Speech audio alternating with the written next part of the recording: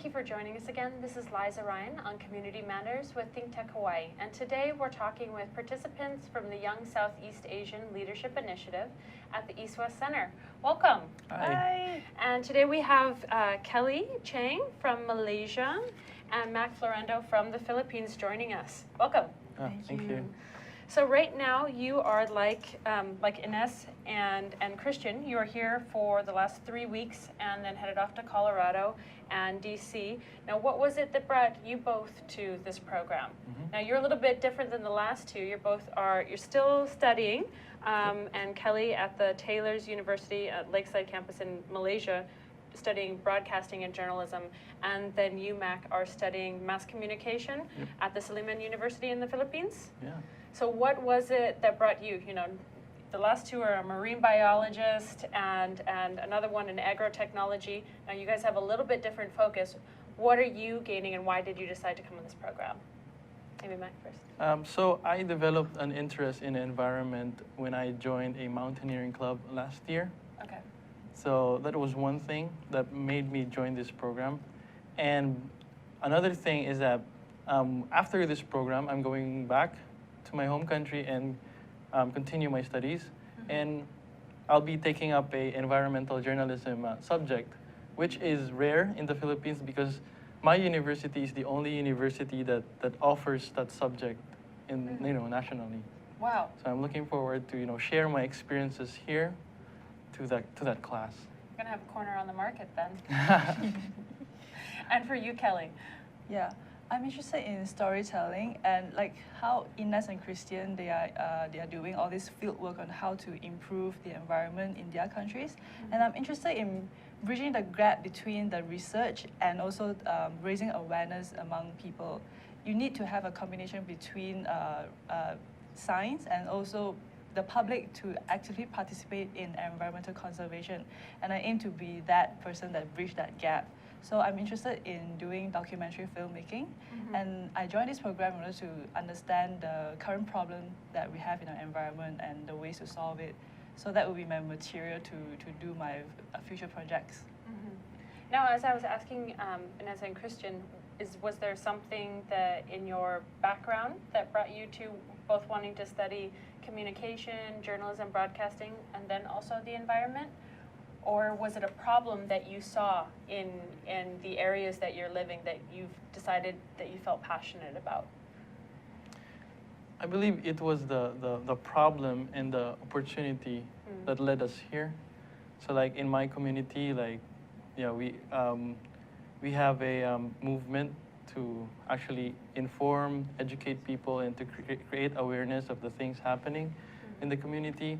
So like for that problem, like it made me join this program, so I could make use also of my major, of disseminating this information to the public, and I took this opportunity to learn more, as well as getting all the techniques to provide people the information they need. And for me is, first of all, I like storytelling. So I'm interested in journalism and also anything that to do with movies and TV.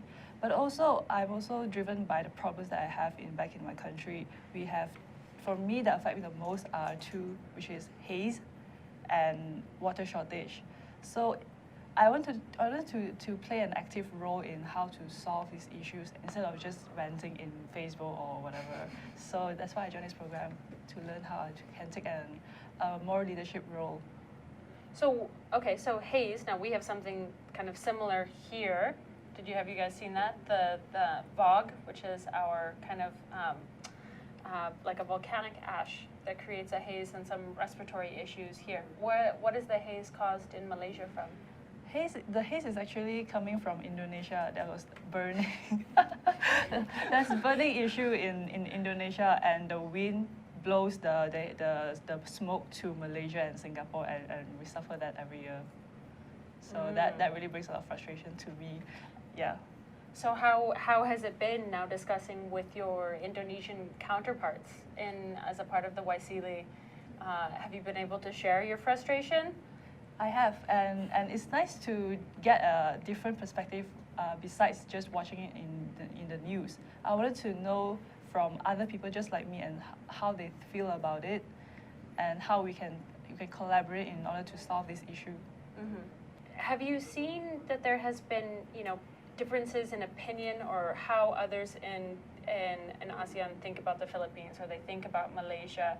And have you been able to shed light and say, maybe this isn't true, that, this is what my country is like? How have you seen that happen in this group so far? Because I also took this opportunity to share about what Philippines is really is. It's and like for them, like they're Malaysians. Like I've never met Malaysians before, so this is like an opportunity. It's the same for me as well. I've never met any Filipinos. Really? So we come here as representatives and ambassadors of our own countries. And what are some of the major stereotypes that you feel like you have to overcome from your country? Well, for me, I didn't know that there is a big population of Muslims as well in the Philippines. It has never occurred to me at all. And so now it sheds a new light to me on how really diverse ASEAN region is. And how about for you, Mac? When I met Malaysians and then the other guys, like I could really tell the diversity of ASEAN, and I think there's a big reason why it's like that, and like what we can make use of that. And that's kind of, that though that is not the focus of this particular program, that's part of the richness that comes from an intercultural experience in this way. And then what about is this your first time to the United States, both of you? Yeah. Yes. Wow. And I mean, obviously you're just in Hawaii so far, and you're going to expand your experience to Boulder, Colorado, and Washington, D.C., which are going to feel totally different than Hawaii, which may feel maybe a little bit more like home. By the time you get to the end, it will feel very, very different. What are some of the stereotypes that you had of the U.S. or Hawaii in particular? Have some of those changed, or? Yeah, so much. Because Hawaii has been it has been portrayed as how it was portrayed in movies, like Halloween, like the hula girls, and and like we've been through we have like discussions on American history, including Hawaiian history, and actually last weekend we had our homestay. We had our respective homestay families, and like my host dad actually brought us to the Polynesian Cultural Center, and so I learned so much of the Pacific and Hawaii and what Hawaii really is. Yeah. And how about for you, Kelly? For me, I didn't know that Hawaii was an independent kingdom before, and so as I came here, I learned more about the indigenous Hawaiians and their way of life and the way they manage themselves in the Ahupua'a, and just really fascinating on how rich the indigenous knowledge is. And for both of you coming from Chinese Malaysian background and the Philippines, Hawaii also has large populations of Chinese and Filipinos. Exactly. Were you surprised? Not really. Not really. Like, I've heard the stories about that. So. Yeah, and there are Chinese people everywhere in the world, so I'm not surprised. Well, we are excited to hear back from you at the end of your program and all that you're learning, and hope that you take some of these messages and back to your home countries and share them, and that we can all work together to create a more sustainable environment, sustainable oceans. Yeah. Thank you again for joining us. This has been Liza Ryan on Community Matters with Think Tech Hawaii, and talking with participants from the East West Center's Young Southeast Asian Youth Leadership Program.